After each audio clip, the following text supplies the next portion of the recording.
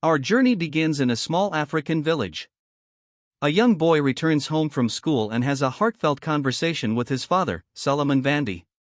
They speak about why education matters, how learning can change their future and break the chains that hold them down. But before their words can fully settle, chaos arrives. Rebel troops storm the village without warning.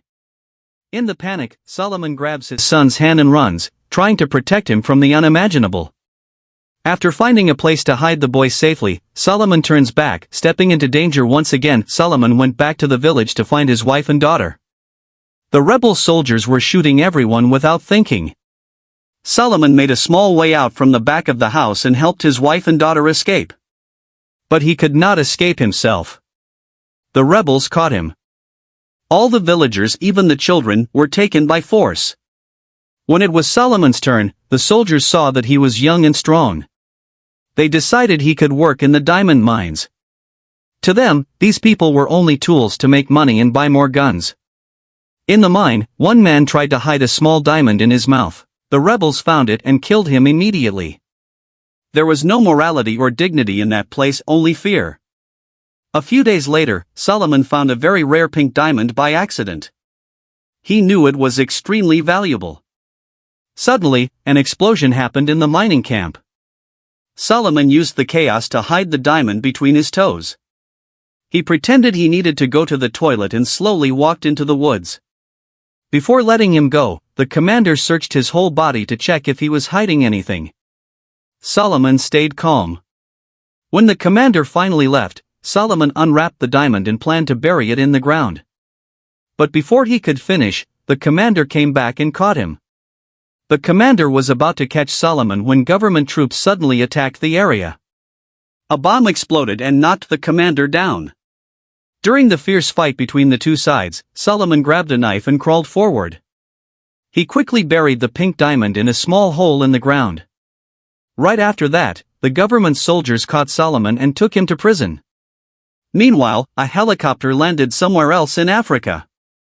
A man named Archer came out. He made money by selling diamonds from war zones. A rebel leader gave Archer a box of diamonds and wanted guns and bullets in return. As Archer was walking, government troops passed by. They found that he had smuggled diamonds inside dead sheep, so they arrested him and put him in prison.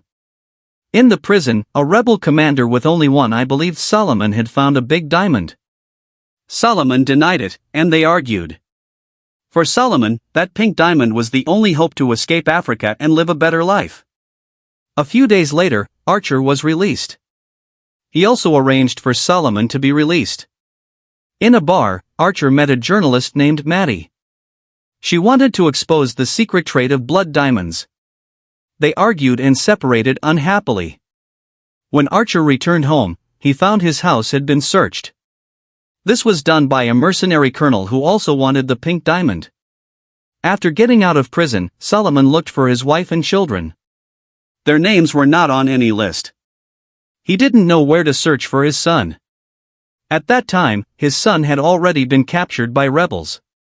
Under their harsh training and brainwashing, his son had become a child soldier.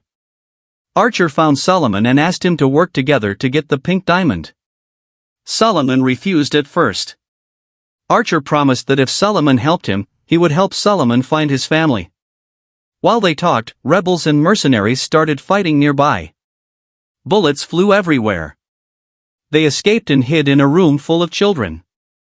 If rebels captured these children, their future would be full of pain. That night, while rebels celebrated outside, Solomon and Archer sneaked out the back door. They crossed the war zone and joined a group of refugees. In the refugee camp, Archer met Maddie again. This time, he told her the truth about smuggling diamonds. He said that if she helped Solomon search for his family through the refugee database, he would give her more information. The three of them flew to Guinea by helicopter. Millions of refugees were living there. An officer promised to help them. Maddie filmed the sad lives of refugees. Solomon found his wife and daughter in the camp, but not his son. His son was captured by rebels. Solomon cried and shook the fence, and soldiers pulled him away. The refugees were not allowed to leave until the war ended.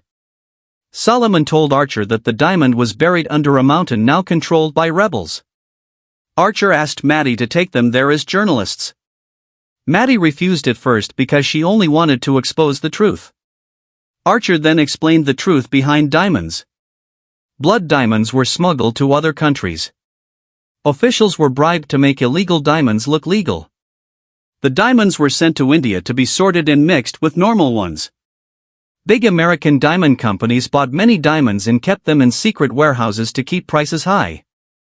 Couples buying engagement rings never knew the truth behind them. These companies didn't support rebels directly, but they still made money because the war never stopped. All the evidence was in Archer's notebook. Maddie finally agreed to take Solomon and Archer into the war zone. After walking for a while, they saw rebels blow up an ambulance. Rebels attacked them again, and Solomon saved a child. They escaped in a mercenary car, but were soon ambushed. The driver was killed, and Archer had to drive. The car flipped, and they ran into the jungle. There they met a group of fighters protecting the villages. Maddie showed her journalist ID, and they trusted her. The fighters took them to a school in the forest. Archer told Maddie about his childhood. At age 9, rebels tortured his mother to death. His father was beheaded and hung in a warehouse. He felt like a child abandoned by the world, never loved by anyone. The next day, they reached the colonel's camp. Mercenaries and rebels were fighting for control of the diamonds. Archer gave Maddie the evidence and asked her to distract the guards. He went to the warehouse to steal food, guns, and radios. Maddie prepared to leave. Archer and Solomon carried supplies and headed toward the place where the diamond was buried. A boy soldier passed by, and Solomon thought one of them might be his son. They hid immediately and escaped by covering themselves with hay. Later, Solomon learned from an old man where the rebel base was. He wanted to go there to find his son. Archer thought it was too dangerous, and they argued. Solomon shouted that he was a father and must protect his son. If he died without finding his son, he would never rest in peace. Archer was moved and agreed to help him at night. They sneaked into the rebel base but saw no sign of his son. They continued their journey for several days. The scenery was beautiful, but they could not enjoy it. They only wanted to find their loved ones. Finally, they reached the diamond mining base. Archer called the colonel for backup. At night, they crawled into the base. Solomon finally found his son, but the boy was brainwashed. He didn't recognize Solomon and even pointed a gun at him.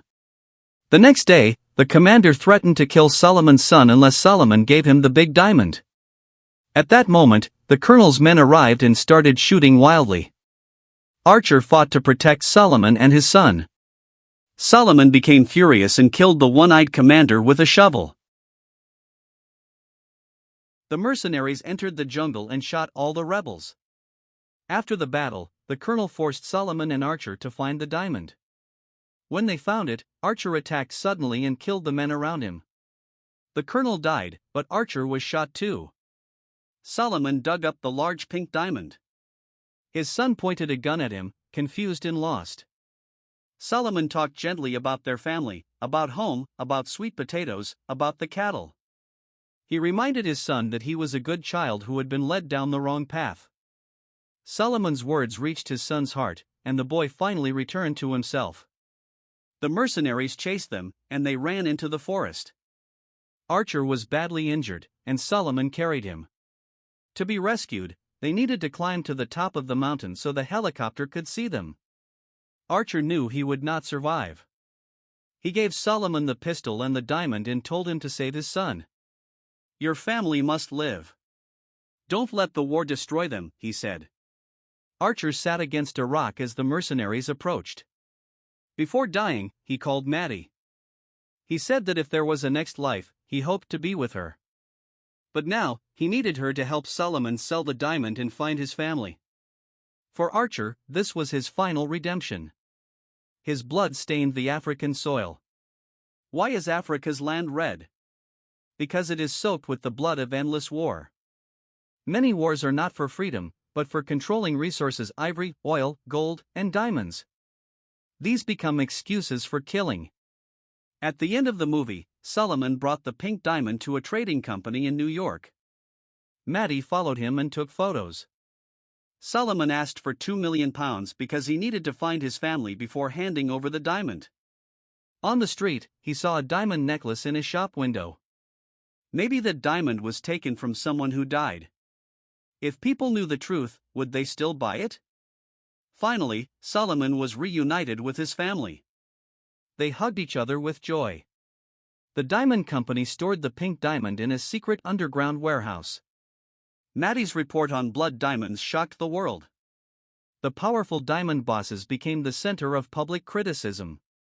But still, the blood diamond trade did not stop. There are still around 200,000 child soldiers in Africa. No one can easily change this human tragedy. As the saying goes, no buying, no killing.